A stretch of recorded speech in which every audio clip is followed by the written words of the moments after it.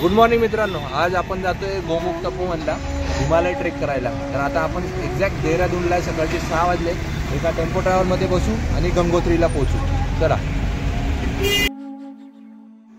दिवस पहिला, आम्ही देहरादून ते गंगोत्री हा प्रवास सुरू केला। देहरादून ते गंगोत्री हा नागमोडी प्रवास पूर्णपणे डोंगरात रांगातून दर्याखोऱ्यातून जात होता।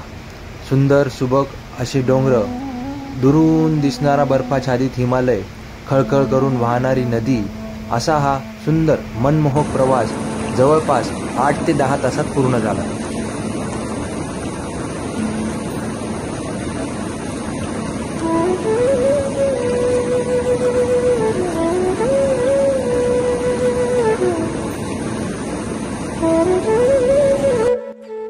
गंगोत्री धाम उत्तराखंडच्या उत्तराकाशी जिल्ह्यातील बलाढ्य हिमालय पर्वतरांगेत स्थित हे 4 तीर्थक्षेत्रापैकी एक आहे।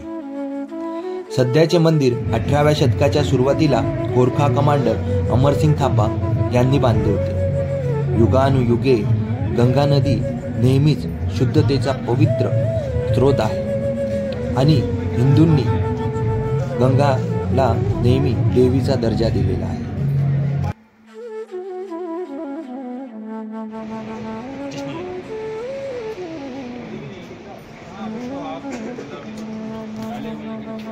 आज आपला ट्रेक आहे गोमुख तपोवन। आता आम्ही हिमालयामध्ये आलेलो आहोत। त्या गोमुख तपोवनसाठी आपण इथं गंगोत्री हे मंदिर आहे पांढरं, ह्या मंदिरापासून आपल्याला निघायचं आहे। आणि आमच्यासोबत आहे रईस, गणेश आणि मागे मनीष, कॅमेरामॅन मनीष जाधव। आता आपल्याला इथून निघायचं आहे। आपला TTHचा ग्रुप आहे, टोटल किती 17 लोक आहेत आम्ही। आता ब्रीफिंग होणार आणि निघू।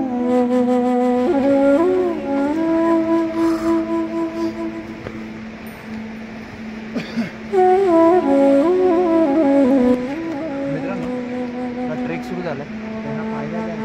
हे आपल्याला वन विभागाच्या ऑफिसपर्यंत घेऊन जातो, तिथे आपली चेकिंग होईल।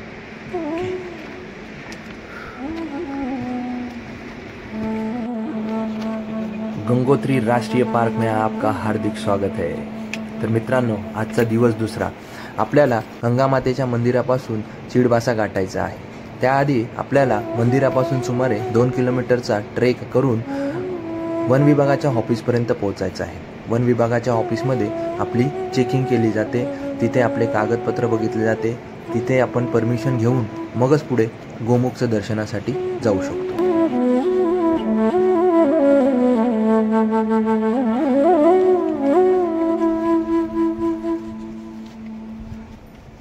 तर आता आपण 2 किलोमीटर चालत आले। तिथे आपल्याला वन विभागाचं ऑफिस लागले। इथे आपल्या बॅग्स वगैरे सगळ्या चेक होईल, आपली एंट्री चेक केली जाईल। तर इथे येण्याआधी यांची परमिशन घेणं खूप गरजेचं असतं। तर चला आता आपण आज जाऊया, चेकिंग वगैरे करूया।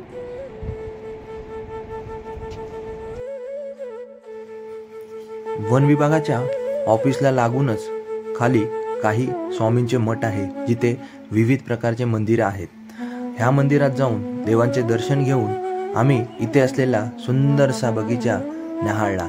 ह्या बगीच्यात विविध रंगाची फुलं होती। देवदर्शन झाल्यानंतर थोडा वेळ विश्रांती घेऊन आम्ही वन विभागापासून ते चिडबासा हा प्रवास सुरू केला।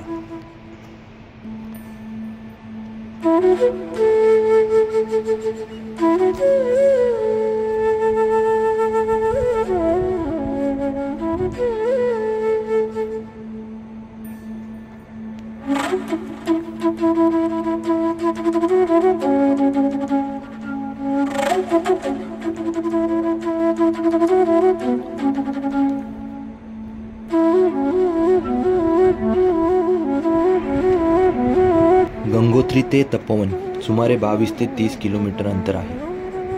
वन विभागाची परवानगी घेऊन आम्ही आमचा प्रवास सुरू केला। मानवनिर्मित नागमोडी पाऊलवाट आणि दृष्टीस पडणारा निसर्ग पुढे जाण्यास चालना देत होता। गोमुख तपोवन हा केवळ ट्रेक नाही, तर तो एक विश्वास, चिकाटी आणि समर्पणाचा प्रवास आहे। हे असे ठिकाण आहे जेथे अध्यात्म, साहस आणि शांतता एकत्र येऊन गंगेच्या उगमाकडे जाणाऱ्या पायवाटा तयार करतात।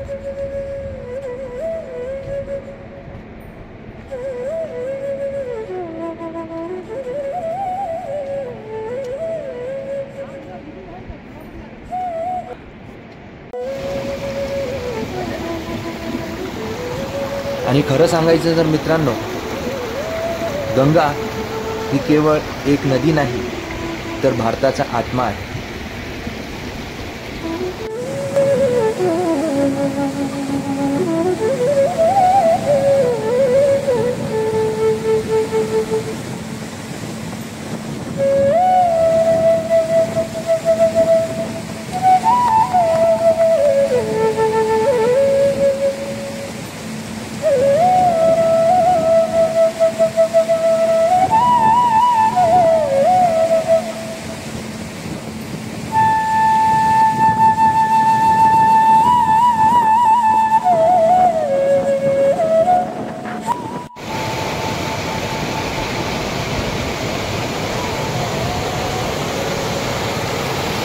मित्रांनो, आता आपण देवगड नावाच्या एरियात आलो. तुम्ही बघू शकता इथे खूप सुंदर असा निसर्ग आहे, पहाड आहे, मधून वाहणारी नदी आहे, खूप छान वाटतं. इथे बघू शकता एक छोटा लाकडी पूल बांधलाय, तो क्रॉस करून आपल्याला नदी क्रॉस करायची.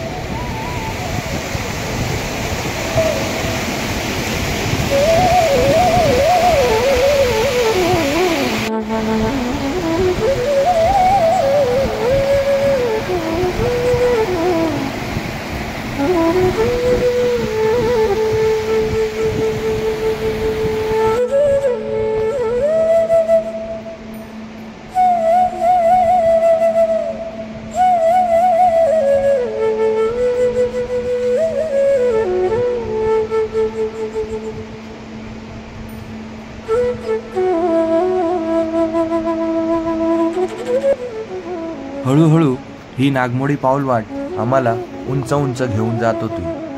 समोरच दृष्टिक्षेपात मेरू पर्वत येत होता आणि गंगा नदीचा खळखळ आवाज हा पूर्णपणे कानात मंत्रमुग्ध करून सोडत होता.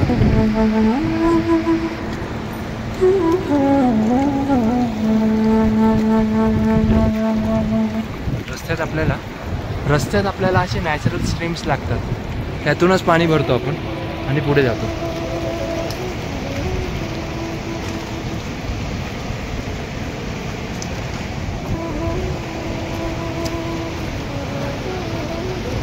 हे बघा, इथे वॉटर फिलिंग चाललं आहे. ह्या नॅचरल स्ट्रीमचंच पाणी खूप मिनरल आहे, त्यातूनच पाणी प्यायचं असतं. वाव.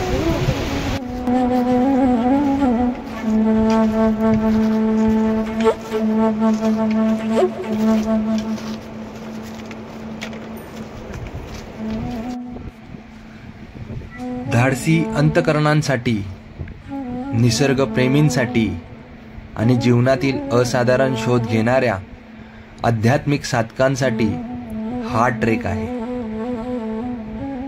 खरं पाहता आज आपल्या ट्रेकचा पहिला दिवस. गंगोत्री ते चीरबासा.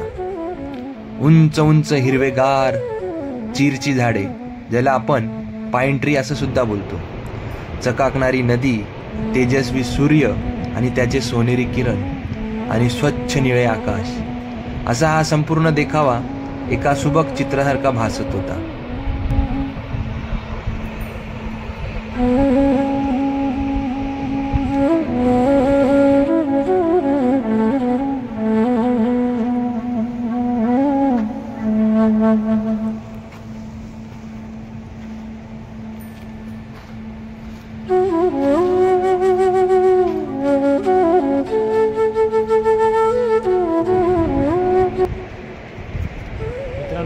हा सुंदर ट्रेक खूप सुंदर आहे, मस्त वाटतंय सगळं. इथे बघा पाईन ट्रीचे जंगल आहे, इथे तुम्ही बघू शकता हिमशिखर, असा हा खूप सुंदर रूट आहे. गंगोत्री ते गोमुख हा ट्रेक पूर्णपणे वन विभागाच्या हद्दीमध्ये येतो, त्यामुळे येथे आपल्याला ठिकठिकाणी बांधकाम आढळतात. तर आज आपण गंगोत्री ते चिडबासा जवळपास 4 ते 6 तास ट्रेक केलेला आहे.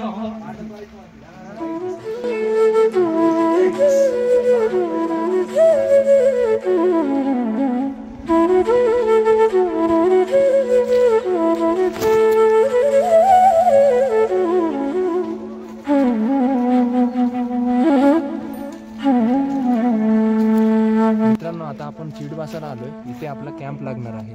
आजचा स्टे आपला इथेच आहे. आता दुपारचे 3 वाजले. थोडंसं पुढे गेला की आपण तिथे कॅम्प लावणार आहे. तर मित्रांनो, आजची आपली कॅम्प साईट इथे आहे चिडबासाला. इथे आपण थांबलेलो आहे. आता रिलॅक्स झालो आहे. टेंट आले की टेंट लावूया. टेंट लावून झाल्यावर तुम्हाला दाखवतो.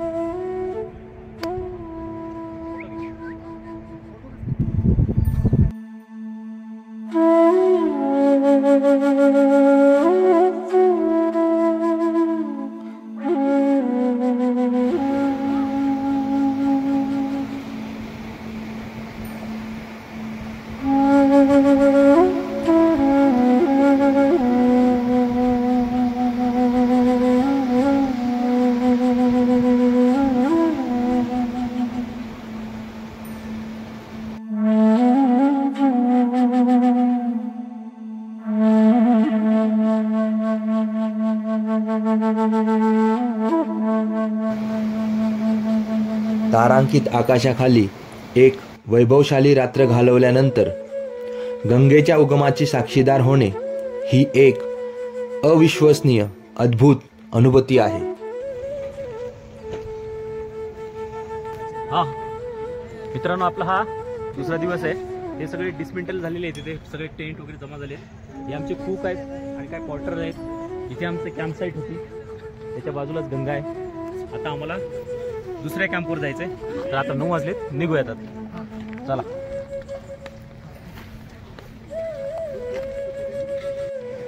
आजचा आपला दिवस 3रा. आजचा आपला प्रवास आहे चिडबासा ते भोजबासा.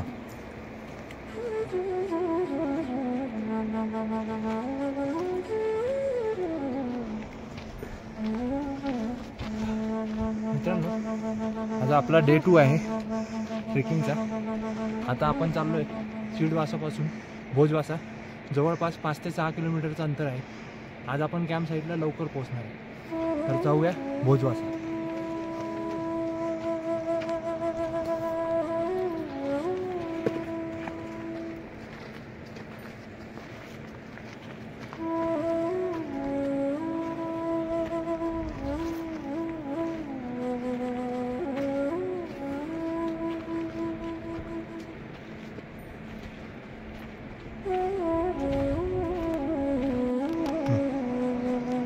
चिडपासून थोडंसं पुढं आलो की इथे वॉटर पॉईंट आहे 200 मीटरवर.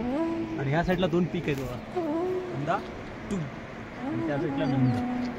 तो नंदा नंदा आणि नंदा. मंदा 1 त्या साईडला दिसेल. हा मंदा 2. नंदी आहे ना? हा नंदी. हा नंदी आहे. हा ढगात आहे. आणि हा नंदा 2. मंदा 2. चिडबासा ते भोजबासा ह्या प्रवासात आपल्याला 2 ते 3 ठिकाणी नदी क्रॉस करून जावे लागते.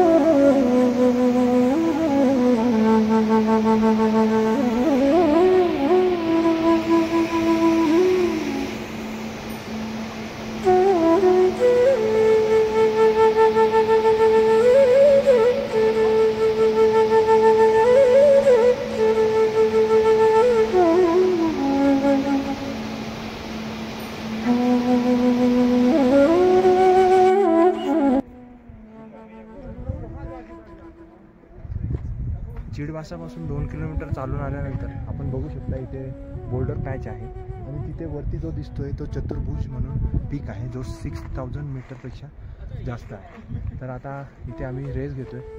हा नजाराचा आनंद घेतोय. इथे पाठी बघू शकतात, तो आहे मंदा 1 आणि त्याच्या मागे जो आहे तो शिवगिरी.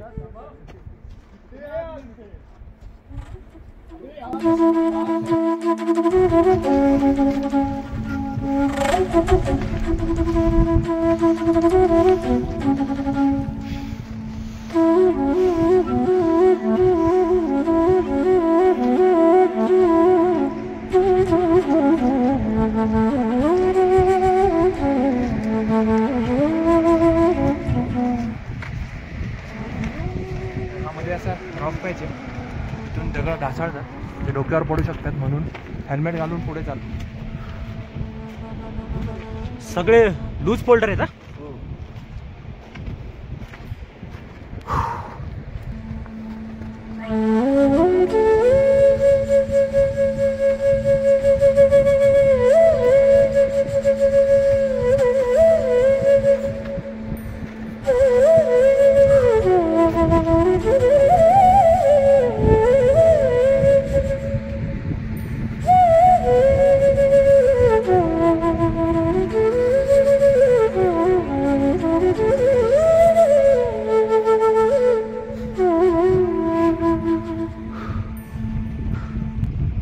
लूज बोल्डर एरिया आहे पूर्ण, हा कधी पण ढसळू शकतो.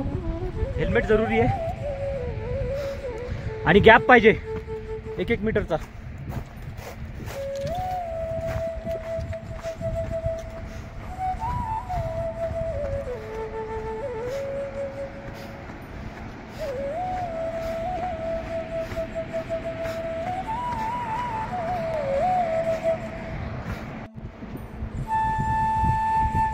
चिडबासा ते भोजबासा ह्या प्रवासात आपल्याला ठिकठिकाणी लूज झालेले बोल्डर्स म्हणजेच खडकं आणि माती, ढासाळलेली मातीसुद्धा आढळते. अशा ठिकाणी जरा सावधानतेने चालणं खूप गरजेचं असतं. हा आहे मंदा पीक, मंदा 1.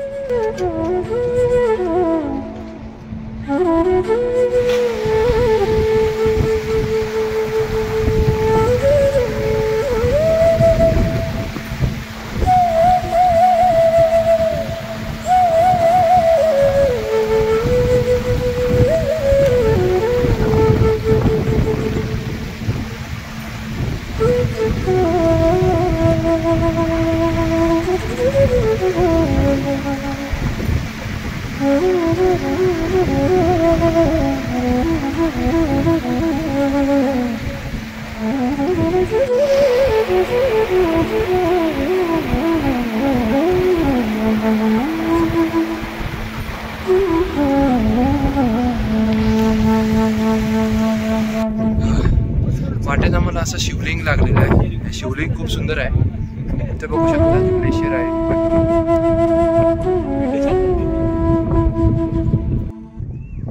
मित्रांनो, आता आपण येऊन पोहोचलोय भोजबासाला.